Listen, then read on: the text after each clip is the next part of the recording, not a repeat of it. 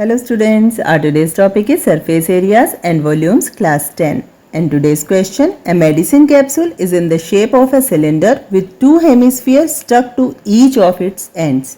हमें एक medicine capsule दिया है जो सिलेंडर शेप का है.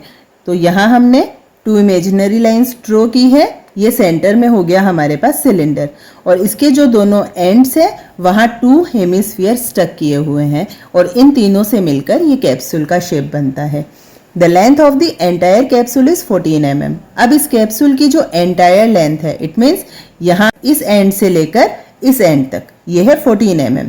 And the diameter of the capsule is 5 mm और इसकी डायमीटर हमें दी हुई है 5 mm. Find its surface area. अब हमें इस कैप्सूल का सरफेस एरिया फाइंड आउट करना है. कैप्सूल का सरफेस एरिया फाइंड आउट करने के लिए हम सिलेंडर का सरफेस एरिया फाइंड आउट करेंगे प्लस इन दोनों हेमिस्फीयर्स का सरफेस एरिया फाइंड आउट करेंगे. लेकिन सिलेंडर का जब हम सरफेस एरिया फाइंड आउट करेंगे तो क्योंकि सिलेंडर में एक कर्व्ड फेस होता है, दो प्लेन फेस होते हैं जो सर्कल शेप में होते हैं. अब यहाँ जो प्लेन फेसेस हैं वो जब हेमिस्फीयर को स्टक करते हैं तो हेमिस्फीयर के प्लेन फेस से सिलेंडर का जो प्लेन फेस होता है वो कवर हो जाता है. इट मीन्स एक हेमिस्फीयर का प्लेन फेस सिलेंडर के एक प्लेन फेस को कवर कर देता है और सिलेंडर के दूसरे प्लेन फेस को दूसरा हेमिस्फीयर का प्लेन फेस कवर कर देता है. तो इसलिए हमें प्लेन फेसेस का एरिया फाइंड आउट नहीं करना है. हम ओनली सिलेंडर का CSA फाइंड आउट करेंगे. इन दोनों हेमिस्फीयर्स का भी हम ओनली CSA ही फाइंड आउट करेंगे और जब हम इन तीनों को प्लस करेंगे तो हमारे पास इस कैप्सूल का सरफेस एरिया फाइंड आउट हो जाएगा. सबसे पहले हम फॉर्मूला नोट डाउन करेंगे. Surface area of capsule equals to CSA of cylinder plus CSA of two hemispheres. अब जो दोनों हेमिस्फीयर्स है वो दोनों इक्वल मेजरमेंट के हैं क्योंकि डायमीटर यहाँ 5 mm ही है और जो हेमिस्फीयर की हाइट होती है वो रेडियस के इक्वल ही होती है. इसलिए यहाँ हम एक हेमिस्फीयर का CSA फाइंड आउट करके उसे 2 से मल्टीप्लाई करेंगे तो इन दोनों हेमिस्फीयर का CSA फाइंड आउट हो जाएगा. CSA ऑफ सिलेंडर के लिए फॉर्मूला होता है 2 pi r h plus CSA of two hemisphere then 2 multiply और हेमिस्फीयर का CSA फाइंड आउट करने के लिए फॉर्मूला होता है 2 pi r स्क्वायर. अब यहाँ हमें r और h की वैल्यू की नीड है और यहाँ भी हमें r की वैल्यू की नीड है.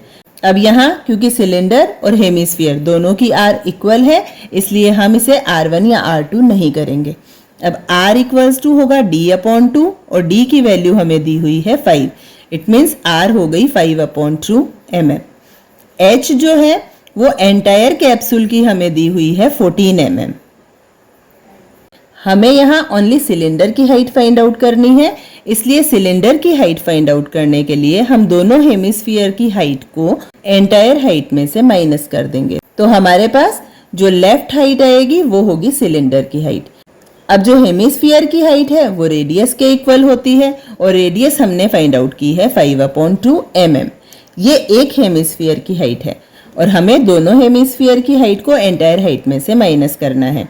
तो यहाँ हम हाइट को मान लेते हैं h1 क्योंकि h हमने एंटायर हाइट को माना है.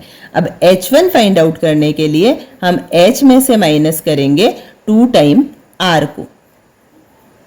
Therefore 14 minus 2 multiply 5/2. 2 से 2 कट हो जाएगा. Then 14 minus 5 equals to 9 mm. ये हो गई सिलेंडर की हाइट.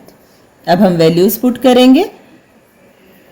2 मल्टीप्लाई 22/7 मल्टीप्लाई r की वैल्यू 5/2 एंड h1 की वैल्यू है 9 प्लस 2 मल्टीप्लाई 22/7 मल्टीप्लाई r की वैल्यू है 5/2. स्क्वायर है इसलिए हम इसे 2 टाइम नोट डाउन करेंगे. फर्स्ट टर्म में 2 से 2 कट हो जाएगा. सेकेंड टर्म में भी दोनों 2 से दोनों 2 को हम कट कर देंगे. फर्स्ट टर्म को सॉल्व करेंगे. न्यूमरेटर में हमारे पास है 22 मल्टीप्लाई 5 मल्टीप्लाई 9. मल्टीप्लाई किया तो ये हो गया 990/7 एज इट इज रहेगा. प्लस सेकेंड टर्म को सॉल्व करेंगे. न्यूमरेटर है 22 मल्टीप्लाई 5 मल्टीप्लाई 5. सॉल्व करेंगे इट विल बी 550/7. डिनोमिनेटर है वो एज इट इज रहेगा. अब हम LCM ले लेंगे 7.